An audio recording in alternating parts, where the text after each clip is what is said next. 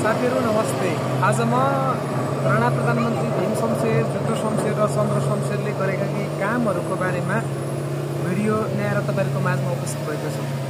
भीम शमशेरको कुरा गर्दाखेरि म कार्यालय समय 10:04 बनाउने प्रधानमन्त्री भीम शमशेर हुन्। यिनले शुक्रबार आधा र शनिबार पूरा बिदा दिने प्रचलन चलाएका थिए भने उखडा जाँच कमिसन खडा गरेका थिए, चर्का प्रसारमा रोक लगाएका थिए।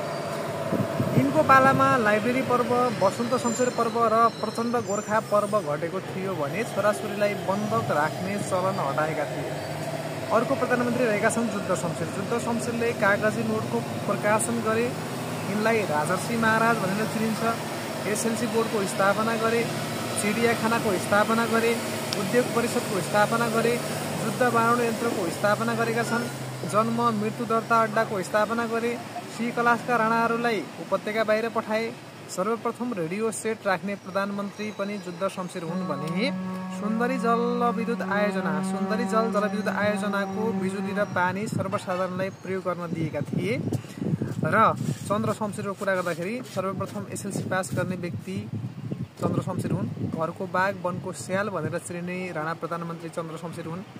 विक्रम सम्वत 1961 वैशाख 1 गतेबाट नयाँ वर्ष मनाउने चलन चलाउने व्यक्ति पनि चन्द्र शमशेर हुन् भने नेपालको सबैभन्दा पुरानो नहर चन्द्र नहर चन्द्र शमशेरले बनाएका थिए र खड्क निशाना छाप यिनले बनाएका थिए। त्यसैगरी चाहिँ